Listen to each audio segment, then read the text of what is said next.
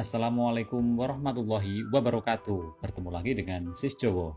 Pada pertemuan kali ini kita akan membahas tentang tema 6, subtema 2, pembelajaran 2, kelas 6, sekolah dasar.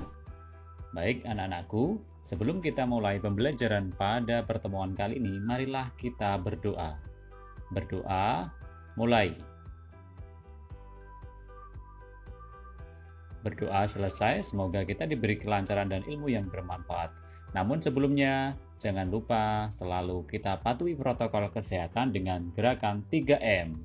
Yaitu apa saja? Yang pertama adalah memakai masker, kemudian mencuci tangan dan menjaga jarak, dan hindari kerumunan. Nah anak-anakku, pada pertemuan kali ini, muatan pelajaran apa yang akan kita pelajari?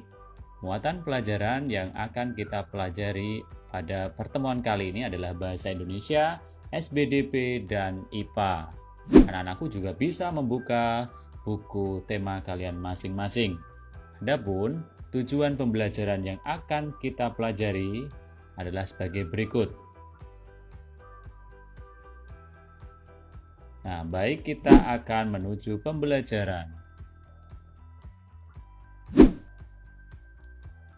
Dayu, anak yang kreatif dan pandai menari.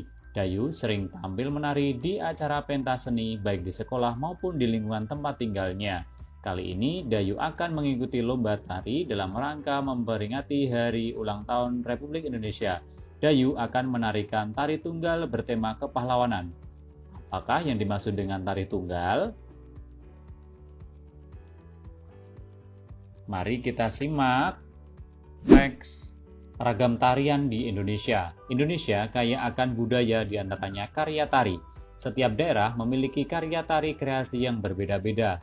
Apakah yang dimaksud tari kreasi? Tari kreasi adalah tari yang gerakannya merupakan perkembangan dari gerak tari tradisional. Tari kreasi tidak memiliki aturan tertentu, baik gerak maupun aspek lainnya yang terdapat dalam tarian. Ada 3 jenis tari kreasi, yaitu tari kreasi daerah tradisional, tari kreasi modern, dan tari kreasi kontemporer.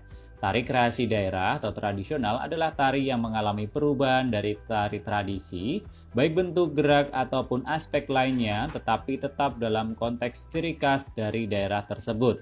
Tari kreasi modern adalah tari yang tidak memiliki aturan tertentu, baik dalam bentuk gerak ataupun aspek lainnya. Tari kontemporer adalah tarian yang dibuat berdasarkan isu yang beredar pada waktu tertentu. Bentuk karya tari kreasi dapat berupa bentuk tari tunggal, tari berpasangan, dan tari kelompok. Tari tunggal adalah karya tari yang diperagakan oleh seorang penari. Tari berpasangan adalah karya tari yang diperagakan oleh 2 orang penari.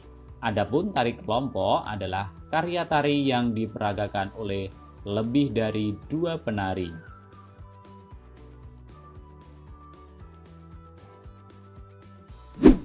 Nah, berdasarkan teks tersebut, ayo kita diskusikan. Bacalah dengan cermat teks non-fiksi di atas bersama teman, kemudian diskusikanlah informasi penting yang terdapat dalam teks non-fiksi berdasarkan gagasan utama pada setiap paragrafnya.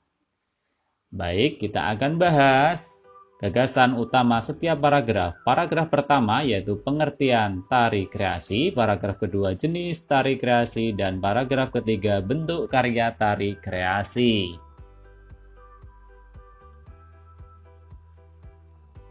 Jenis tari yang akan diikuti Dayu dalam perlombaan adalah tari kreasi daerah atau tradisional berbentuk tari tunggal.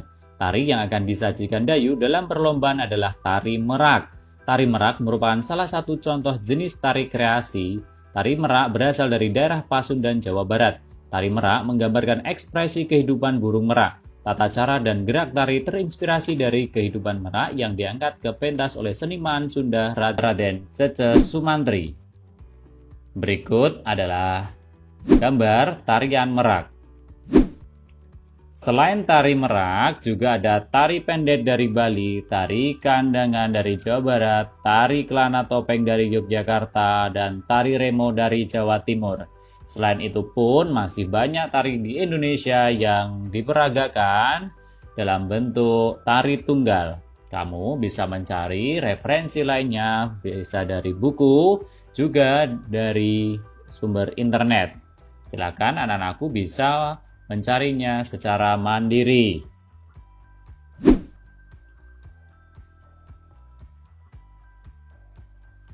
Dayu telah mengikuti perlombaan menari. Ternyata perlombaan tari dibedakan atas dua kategori, yaitu kategori anak-anak dan remaja. Dua kategori ini didasarkan atas batasan usia. Untuk kategori anak-anak, batas usia 6 tahun sampai 10 tahun. Sedangkan kategori remaja, batas usia 11 sampai 21 tahun. Masuk kategori yang manakah Dayu? Mengapa demikian? Mari kita diskusikan. Hasil diskusinya adalah sebagai berikut. Dayu termasuk dalam kategori remaja karena Dayu saat ini berada di kelas 6 dan usia Dayu adalah 12 tahun. Sehingga Dayu termasuk kategori remaja.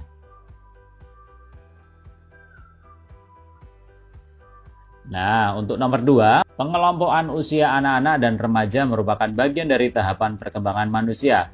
Manusia akan mengalami beberapa tahapan perkembangan, mulai dari sebelum lahir, bayi, kanak-kanak atau anak-anak, puber, remaja, dewasa, dan usia lanjut.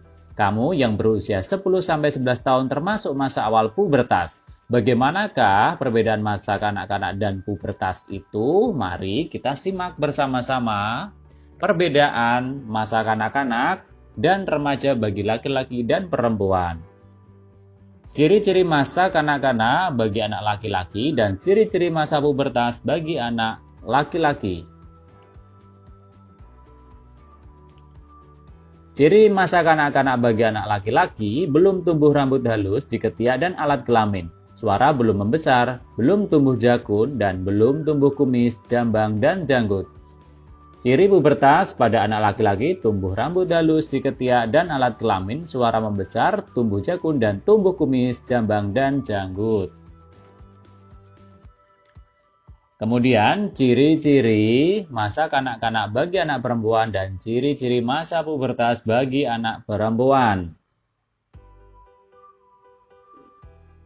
Yang pertama adalah ciri-ciri masa kanak-kanak bagi anak perempuan: belum tumbuh rambut halus di ketiak dan alat kelamin, suara belum melengking, payudara belum membesar, panggul belum membesar.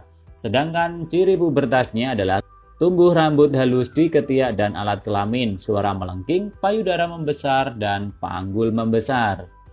Nah, anak-anakku, itu tadi adalah kegiatan pembelajaran pada tema 6, subtema 2, pembelajaran 2. Terima kasih atas perhatian kalian semua. Semangat terus belajarnya dan sampai jumpa pada pembelajaran berikutnya. Sekian dari Sis Jowo Channel. Wassalamualaikum warahmatullahi wabarakatuh.